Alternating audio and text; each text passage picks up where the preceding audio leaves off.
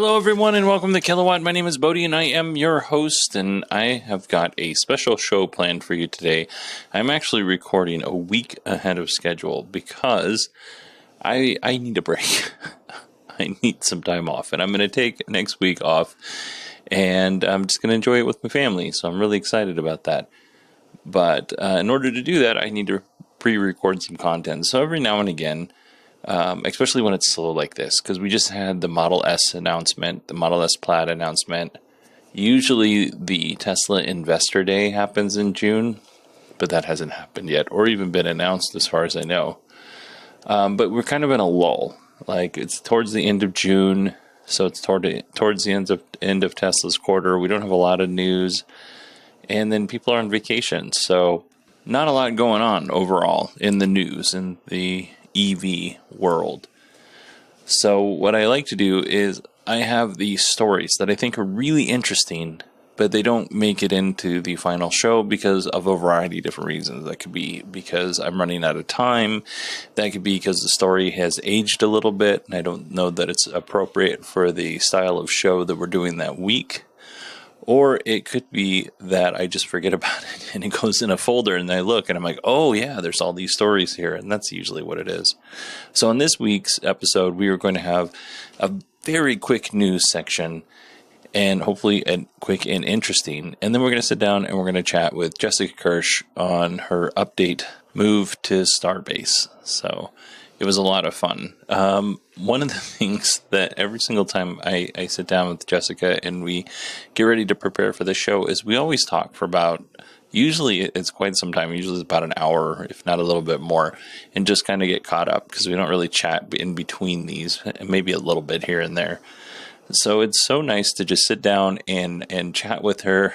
But then when it's time to start the episode, I've just gotten done talking to her for an hour, and it's for me, I have a hard time switching into that mode of hi, how are you doing, which a lot of people can do. I cannot. So there's a little bit of an awkwardness when I introduce Jessica, and that's only because we've been chatting for an hour prior to this. So, but anyway, I love having Jessica on. I love that she's able to make it every month for these Kirsh rants, and I hope you enjoy them too. But let's get right into the news here. First up, people who listen to this show know that autonomous driving is close to a reality, thanks to companies like Tesla, Waymo, and Aurora. Now, I included those three. I know that they're controversial, so no shade, no lemonade here. But yeah, those are three companies working on this kind of technology. And then we have, in the meantime, these driver assist features, which, if you really get down to it, Tesla's full self-driving and autopilot are basically just a very fancy set of these driver assist features. And really what it comes down to when you get right down to the meat of it, the thing that makes them, or makes Tesla, advanced in the levels of autonomy is, fewer and fewer needed interruptions or corrections from a human driver.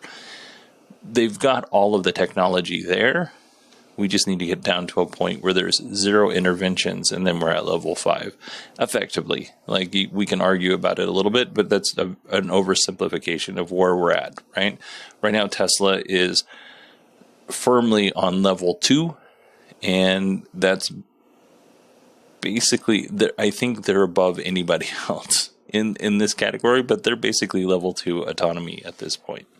All right, as my cousin Kurt used to say, or I guess he still does because he's not dead, I told you that story so I can tell you this one. The National Highway Transportation Safety Administration and Jason Finsk, he runs the Engineering Explained YouTube channel, they're teaming up to explain driver assist features in a new YouTube series. Now, this is a great resource, and I would send would-be car buyers to learn about what's out there in terms of driver assist and how those features work. But to be clear, these videos are pretty basic, and if you listen to the show, you may not get a lot out of them. However, if you're trying to convince somebody to buy a Tesla, and it's not specific to Tesla or any other brand. It's mostly just the features. But if you're trying to convince somebody to buy a vehicle and you're trying to sell them on driver assist features, this is a good resource to send them to. And I did learn some things in this. It's not like you shouldn't go there if you're listening to this show. I'm just saying, in general, it's pretty basic. But having said that, I can actually think of a few people that including my own mother, that I would actually send her some of these links so that she can learn about it. Because my mom, she doesn't really care. However, if she knew that these things were out there and what was available to her, I think she would care a little bit more. She thinks that stuff is kind of neat. Next up, and this is thanks to Patreon supporter Karen for this tip, and she gave me this tip a while ago, months ago, maybe even a year ago. So just so you know how long this has been sitting in that hopper. You can't argue that new ICE vehicles do a pretty good job of not polluting the earth.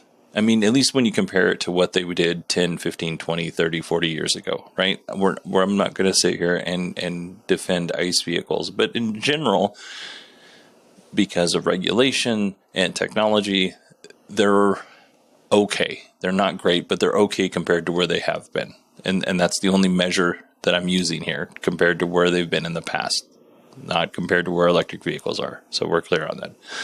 But there are hidden pollutants in vehicles. Then there might be some that you've not quite thought of. And they also exist in electric vehicles. And this is why I bring this into this episode of the podcast. So there was some research in the UK, and it shows that brake and tire wear may be the biggest source of pollutant emissions from new vehicles, in the way that microplastic marine pollution and then also air pollution from fine particles. So this study comes from, again, a 2019 report from the UK government's Air Quality Expert Group.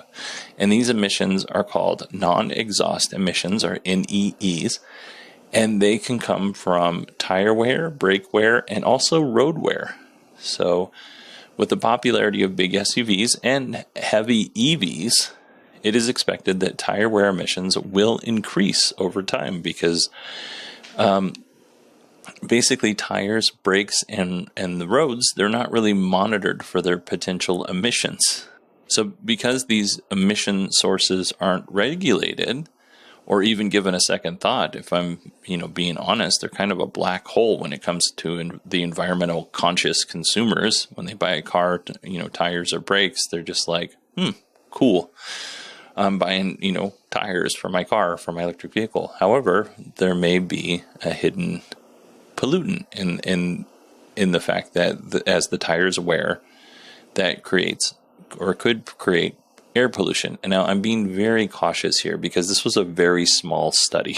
So I'm trying very hard not to present this as fact. It's just, this is an interesting study that needs a bigger study to validate it. So just throwing that out there. Now I have some questions, because when Tesla was designing tires, or when they were speccing tires for their cars, they insisted that they use a special rubber compound, basically to offset the amount of torque, because a nice vehicle, standardized sedan, is not going to produce the kind of torque that a Model 3 Performance is going to produce. I think we can all agree on that. So Tesla had to go to a tire manufacturer, and they had to work together to come up with this tire. So I wonder, and I don't know if this is the case, this is just me wondering, I wonder if Tesla, the tires that come on your Tesla, produce less emissions because they are made of a more durable rubber, or if it's about the same. I honestly don't know.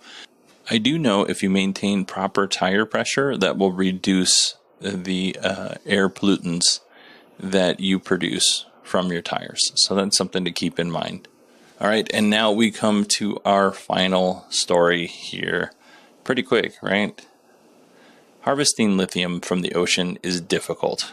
which seems like a weird statement when you stop to consider that the ocean contains approximately 5,000 times more lithium than what we have on land. The difficult part is the lithium found in the ocean is only about 0.2 parts per million, which means that it's a very low concentration, to say the least.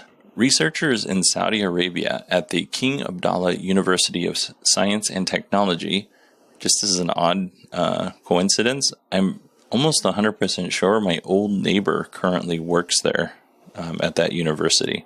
He's not involved in this study, but a really smart guy, and he just moved back to Saudi Arabia last year. Anyway, they may have found a cost-effective solution to harvesting lithium from the ocean. The researchers have developed an electrochemical cell with a ceramic membrane made of lithium, lanthanum, titanium oxide, LLTO, and basically this is a strainer that allows the lithium ions to pass through and blocks out the larger metals. Now, stay with me here because I'm going to explain it, and then I think I can make it really simple after I explain this. And I don't think it's terribly hard, but just kind of stay with me. Water flows into a central chamber, and then positive lithium ions, pass through the LLTO membrane, and they go into a compartment containing a buffer solution.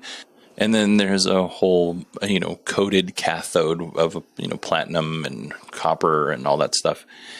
And then the negative ions, they feed into a separate chamber through an exchange membrane, and that allows them to move to a third compartment containing a sodium chloride solution and then an anode, right? So stay with me here. Because I feel like this is very confusing. But basically what we have is two cells. On one, we have the anode with the negative lithium ions, and then on the other, we have a cathode with the positive lithium ions. And then what happens is about 3.25 volts is applied, and the new cell generates a hydrogen gas and a chlorine gas. So the hydrogen gas is on the cathode side, and the chlorine gas, is on the anode side. And this allows the lithium to transport through the LLTO membrane, and it accumulates in yet another chamber. And what this allows us to have is a lithium-enriched water. And then from there, they're actually it goes through 4 different cycles, and then they're able to take the lithium enriched water and produce a pure lithium good enough for EV batteries. Now this seems very confusing. I'm going to try to explain how this made the most amount of sense to me. So when you have a battery, you have a membrane in between, and you have your positive side of the battery and your negative side of the battery. And when you charge it up, ions flow from one side of the membrane to another, and when it's discharged, it flows back to the other side. And this is effectively what we're talking about here. By applying those 3.25 volts, those ions are moving through a membrane and then, eventually being deposited in this chamber with lithium-enriched water. So it's pretty cool. So I'm not going to say that it's exactly like a battery because it's a gross oversimplification, right? But to me, that's very much how a battery works. In general, broad terms, if you're a battery engineer, and you're like, no, that's totally wrong, email me, Bodie, BODIE, at 918digital.com. But from what I understand from doing the show for 5 years, that's how it works for batteries, and that seems to be how it works when you're trying to, extract a very small amount of lithium out of a very big pond. So just FYI. So the cost of all of this is about $5 of electricity for 1 kilogram of lithium. Now, I tried my best to find out what it costs to mine on land with traditional methods 1 kilogram of lithium, and I really wasn't able to find out hard numbers. It sounds like it's about $7 a kilogram for lithium if you wanted to purchase it on an open market type thing, or I guess maybe not open market, on some sort of lithium trading market. But what it doesn't take into effect is that even though it costs, let's say it costs $2.50 to mine on land with traditional methods, and it costs $5 to use the ocean method. Well, here's the good news for you. The offset is you have that chlorine and that hydrogen that you can sell. So that brings the cost of production of producing the lithium actually down below $5 when you consider that you can capture the chlorine and the hydrogen, and then you're good to go. If you have questions again, or you understand this better than I did, go to Bodie, BODIE at 918digital.com and correct me. I'm happy to learn. All right, everybody, that is it for news today. Let's jump right into our Kirsh rant.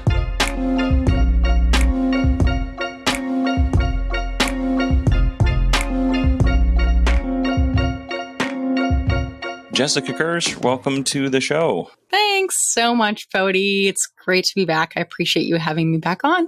Yeah, it's been about a month, and you have lots of updates, which I am so happy that we get to share with the listeners here.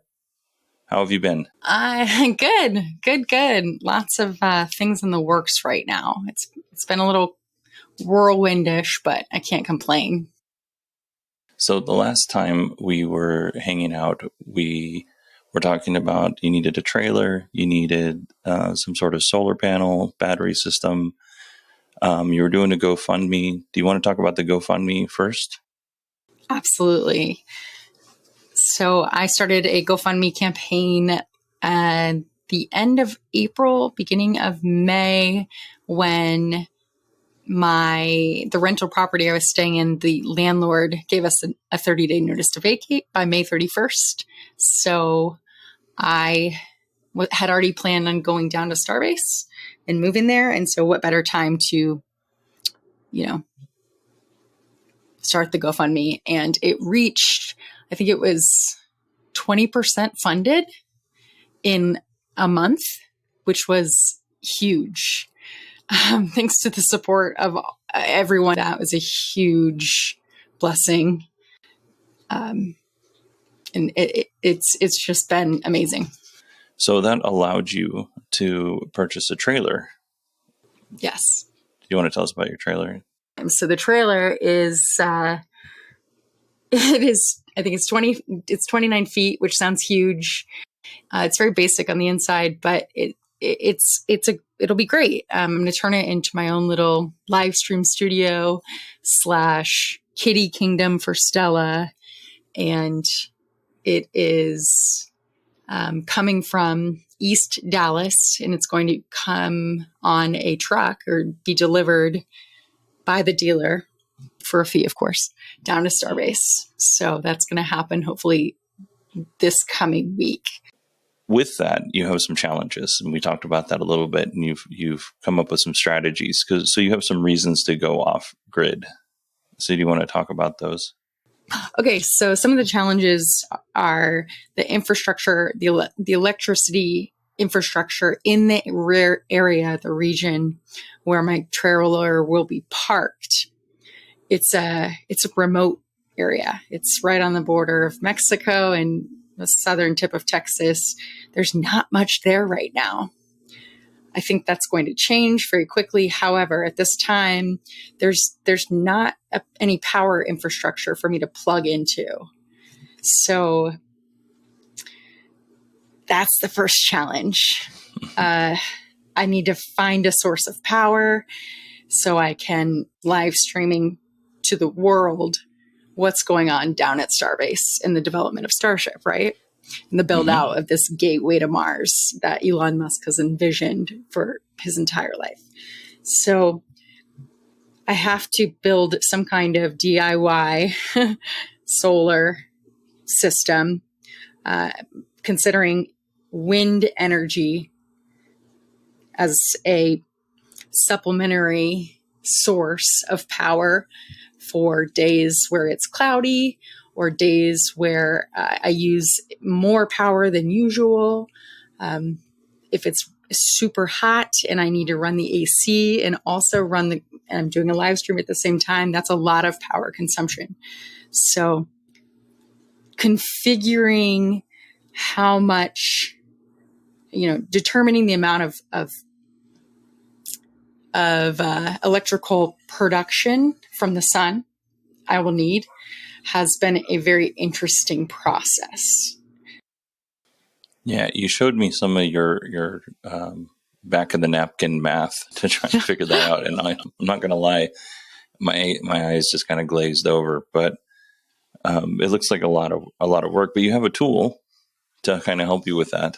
Yeah, which my friend Rex, who's helping me design this system, he recommended this tool. He calls it a cheat tool, and it's called a kilowatt meter. I bought it on Amazon. It was, I don't know, $19. This tool plugs into a standard wall outlet in the United States. From that plug, I plug a power strip into that, and then I plug all of the sources of electricity that I use into that power strip.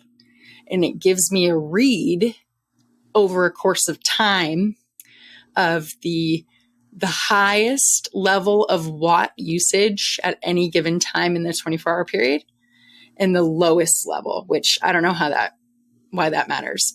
But it also gives the amount of kilowatt hours of electricity required or used.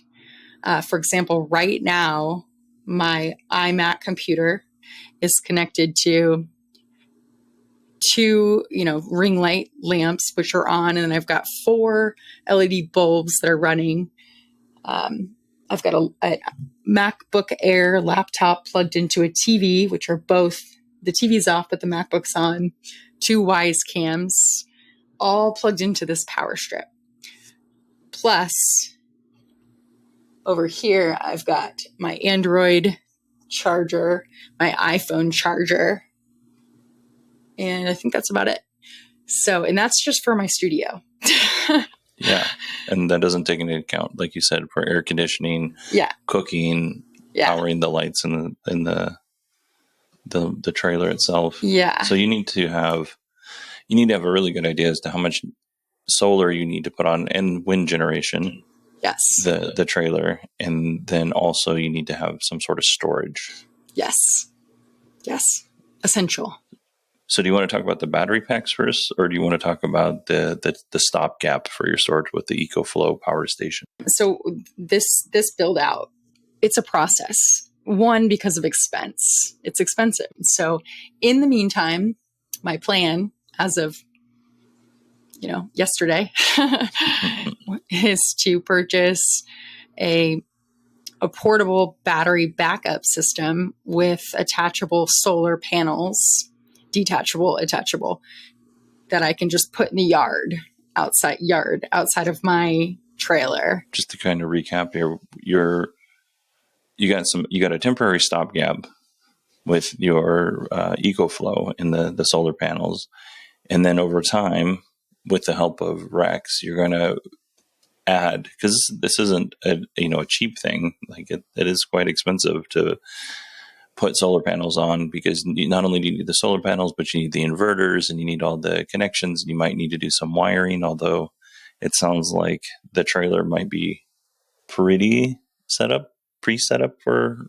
solar, but just in case it's not, right? There's lots of different things you're going to do, but effectively this is a DIY setup, because you're going to be building your own solar array, and then on top of that you're going to be building your own solar packs, which I think is really, really interesting. And I hope that you do videos showing how that works, because I'm really fascinated to see how that whole thing goes together. Yeah, I am going into this really knowing nothing about electrical. I just know that I know that solar power is something that I've always been fascinated in, and have for many years said out loud, which I probably shouldn't have, because people say that's never going to happen. But what if, airplanes could be powered by solar? Airplanes, Yeah. Well, and it needs to become affordable and much more efficient. So putting planes aside, yes, a couple of years ago, Elon would have said that it doesn't make sense to put solar on a car. And now they're putting solar on the Cybertruck because now it makes sense. Really? That's news. Yeah, well, okay. It's going to be an added package, but on the tonneau cover, they're going to put solar on the Cybertruck. That's amazing. You have to pay for it. Of But I course. think he said it would get you like 20 or 25 miles a day or something like that. It's not very much, but it is something. That's better than nothing. And it could just be that small little bit that takes you just a little bit further to get home in order to charge at home as opposed to paying for a supercharger. Well, and I'm at work for 48 hours. So if I park my Cybertruck outside and it's not underneath the canopy, I effectively get 40 hours or 40 miles of charge on my way home, which, I live about 28 miles away from work. So it's not, it's a net win for me. That's amazing. I don't have to pay anybody to charge the car if I go with that package, which I don't think I will. I think Tesla would cost a lot of money. So anyways, on the topic of Cybertruck, I am also now finally a reservation holder, meaning I put the $100 deposit down. And I went with because my RV travel trailer, it's a bumper pole. It weighs, I think the dry weight is 5,300 pounds. So it's heavy. And then it's going to have my stuff inside of it, my gear, my everything, that's with empty water tanks, no propane tank on the front, dry weight. So in order to tow that, I looked at the 3 options of the Cybertruck. They're all expensive, right? But I'm trying to do this whole future outlook thing because for me, it's more productive to think about where I will hopefully be in, by the time that Cybertrucks start delivering, and not base my judgment on whether or not I can afford it right now, because I can't. So the 3 options, I think the first is the single motor, the dual motor, and then the tri-motor. And you went with the dual motor, right? I did. Okay. So, and that's a great option. And so based on the very limited amount of time that I spent looking at between the two, the single motor had a range of, I think, 250 plus miles, right? The dual motor had a range of 300 or 350 plus miles. Is that what it says? I think it starts at 3. A minimum of 3 is what they were saying. Okay. And then the towing capacity, I believe, is up to, does it say on your, up to? And I think it's 10 off the top of my head. Which is, but I can look. That's a lot. Like that's a lot for of the dual towing motor capacity. I think it's 7,500 for the other one. Okay. 7,500. Okay. So I think that I know that when I placed my order, I think it was just last week, which I haven't said anything about because it still seems like a far-fetched idea. I was basing it on the distance between the Tesla Gigafactory that's being built in Austin, the distance between that and Starbase, where I'm going to have my trailer parked. And it's more than 350 miles one way. And so I thought, okay, so if I'm going to have this trailer and say I want to go up to Austin and stay for a while and watch the Cybertrucks roll off the line and delivery, well, I guess delivery can't take place in Texas at this point because of the laws, but that's neither here nor there. But to see them parked, outside of the Gigafactory in Austin is something that I think would be exciting. So in order to get the trailer from Starbase to Austin without having to stop to charge, I would need the tri-motor, which is up to 10,000 pounds of towing capacity as of the day that I placed the order. The tri-motor is 14,000 pounds. Oh, wow. Really? Uh-huh. Okay, so that's even more. But it was the range that I think it was 500 plus miles. That's what they estimate, yes. Right. So take off 10% of that, right? Because of the assuming that it is the same percentage of loss of battery capacity on the current cells, which it likely will be less because it'll be more efficient. But anyways, I'm doing worst case scenario.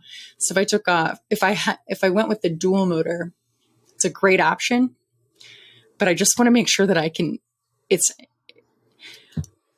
there's a limitation with the supercharger charging network when it comes to towing a trailer. So do I need to detach the trailer, park it in a parking lot, and then go and charge the Cybertruck and then reattach the trailer and then continue forward? That's effectively, yes. Right, exactly. And I know that's not something that I could see myself doing calmly. Yeah, no, that's definitely a challenge, because you can just pull in, parallel to the gas pumps. You have to back in or take up. You're going to be a jerk and take up all the spaces at a supercharger. And I think that when the semis begin production, or I think that's when it will be addressed, the pull through charging stations.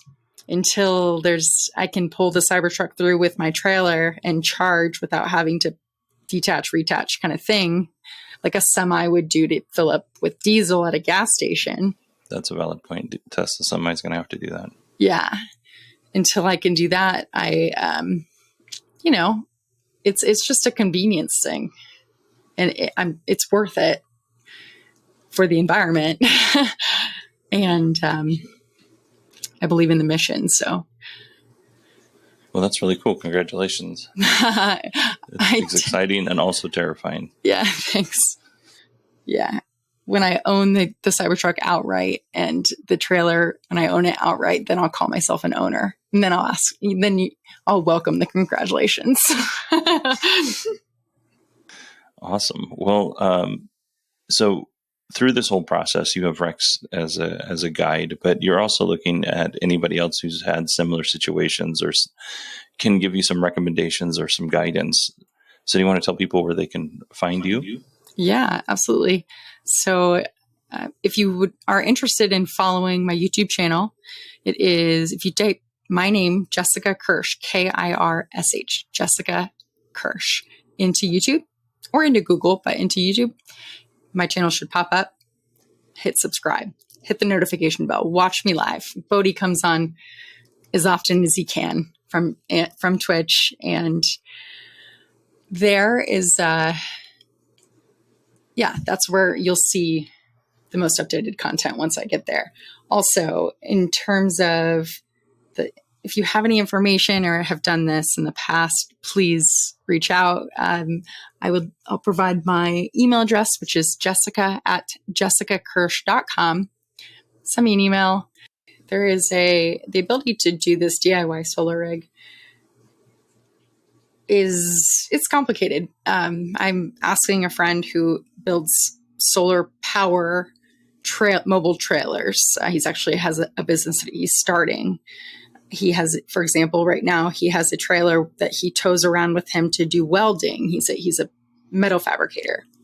If you want to follow him, it's at ThinkFab, F-A-B, ThinkFab on Twitter. He has recommended, based on the donation of the lithium iron phosphate solar cells from the Aptera, one of the founders, there is a solar battery management system, solar BMS, that was created by one man in Canada. And he, I guess, hand builds them. And it's a solar charge controller. It's called Electrodacus, electrodacus.com, spelled E as an elephant, L-E-C-T-R-O, Dacus, D as in dad, A as in alpha, C as in cat, U as in umbrella, S as in Sam.com. If anybody has created a solar system for powering a trailer, or maybe you did a do-it-yourself solar install for your home or anything, if you have any background on this, I would love if you reached out. Excellent. And I know as you get down to Starbase and as you start putting these little projects together, there's going to be lots of content. Yeah, I have some how-to videos. That's kind of where I started when I came to my channel. How-to videos of basics like pool maintenance and oil change walkthrough. I can bring updates on the system and hopefully inspire others to give this a go. Because the more people transitioning to sustainable energy, going off grid, this kind of stuff, the more competitive the marketplace will become, the lower the prices. Yeah. No, I think the next couple of years is going to be exciting, especially with everybody wanting to work from home and be able to travel and things like that. I think we're going to start seeing more and more of this kind of thing. Jessica Kirsh, thank you so much for coming on the show and sharing your story with us today. Yeah, thanks again, Bodhi. This is so much fun. I look forward to this every month. Thanks for having me. See you next time.